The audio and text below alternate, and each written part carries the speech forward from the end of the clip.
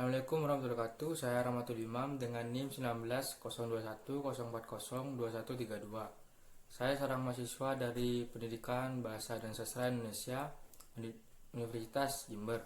Di sini saya akan mereview sebuah novel yang berjudul Seperti Hujan yang Jatuh ke Bumi karya Boy Chandra.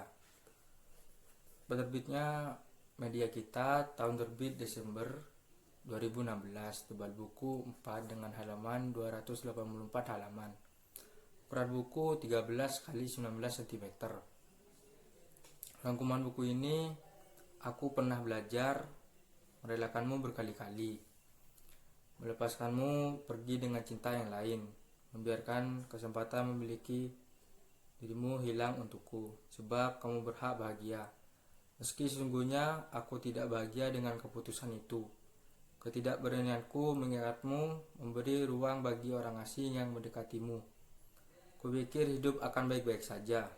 Semua harus berjalan seperti sedia kala. Kamu dengan seseorang yang memilihmu, aku dengan hati yang baru mencoba tumbuh di hidupku. Kuberikan hatiku pada seseorang yang lain. Kubiarkan dia menggantikanmu. Namun aku keliru. Melupakanmu ternyata tidak pernah semudah itu. Novel Seperti Hujan yang Jatuh ke Bumi ini menceritakan tentang Kevin, seorang mahasiswa jurusan fisika di Universitas Padang. Ia adalah cowok yang tampan namun pendiam. Kevin sangat berprestasi di bidang akademik. Namun Kevin tidak mempunyai kekasih. Bahkan sejak kecil ia hanya memiliki seorang teman yang bernama Nara. Nara adalah satu-satunya orang yang bisa berteman dengan Kevin. Nara adalah seorang mahasiswi jurusan Sendera Tasik di UNP. Ia adalah tetangga Kevin sekaligus sahabat Kevin sejak kecil. Satu hal buruk yang dimiliki Nara adalah ia terlalu mudah jatuh cinta dan patah hati. Terlalu cepat patah dan menerima hati orang lain. Di saat patah inilah Kevin selalu menjadi penghibur bagi Nara. Namun Nara tidak pernah tahu bahwa Kevin diam-diam memendam rasa terhadapnya. Ia adalah Junet, anak mapala di UNP yang singgah di hati Nara. Pertama kali menjumpai Nara saat menemani adiknya menonton di pentas seni di UNP. Saat hatinya baru saja sembuh dari patah yang amat dalam, Nara hadir sebagai penyembuh.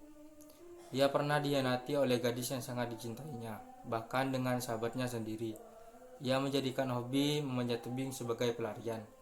Namun sosok Nara lah yang benar-benar mampu sembuhkan luka, hingga akhirnya Junet berpacaran dengan Nara. Kevin hanya bisa mendukung di balik senyuman palsu yang diperlihatkan. Kevin mencoba membuka hati untuk Tiara, gadis yang mengikuti UKM yang sama dengannya. Gadis yang selalu menghibur Kevin saat ia sakit akan sikap Nara. Nara telah benar-benar menjatuhkan hati pada Junet.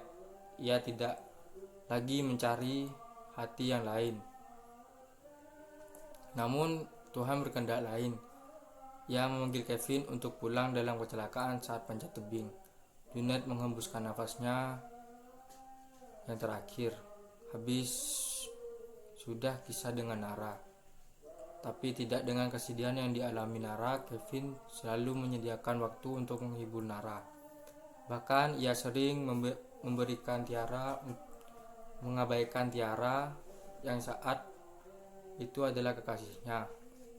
Tiara melepaskan Kevin yang masih dan akan selalu menaruh hati kepada Nara. Waktu mengubah segalanya, bahkan menumbuhkan keberanian dalam diri Kevin untuk menyatakan kepada Nara. Nara tidak tahu harus berkata apa, tetapi dalam hatinya ia paham. Ia tidak selalu harus bertahan dalam kesedihan mencintai Junet. Lelaki itu akan tetap di hatinya, tetapi menjalani hidup sebagai manusia yang harus ia lakukan. Ia menatap dalam mata Kevin. Aku tidak tahu. Aku bisa menjadi orang yang mencintaimu. Jujur saja, separuh hatiku masih terbawa Junet. Tapi ada satu hal yang harus aku akui, selama kamu sibuk, aku kehilanganmu. Jujur saja, aku cemburu di saat kamu memilih untuk jadian dengan Tiara. Mata Nara menatap dalam mata Kevin. Hujan jatuh ribuan butir berulang-ulang. Bagaimana kalau kita memulai dari awal lagi, bukan sebagai sahabat, namun sebagai kekasih? Kevin meminta dengan matanya. Kita memulai dari awal lagi, dan aku tidak mau semua ini berakhir. Nara memeluk tubuh Kevin. Pelukan pertama bukan lagi sebagai pelukan sahabat. Dalam sore yang basah, Kevin dan Nara akhirnya mengerti bahwa selama ini mereka terlalu takut untuk mengakui bahwa sebenarnya cinta hanya perlu hal sederhana. Sederhana hujan yang jatuh ke bumi, meski terhempas ia akan tetap jatuh. Biarlah cinta mengalir kemana saja ia ingin. Kelak ia akan menemukan muaranya. Ada catatan di buku ini. Kisah ini ditulis sepanjang Juni 2014. Beberapa nama tokoh yang digunakan, sebagian besar nama yang dikenal, termasuk nama ayah, ibu, dan adik. Perihal penggunaan nama hanya salah satu cara mengabadikan nama orang-orang yang ada di sekitar. Kisah ini sepenuhnya fiksi.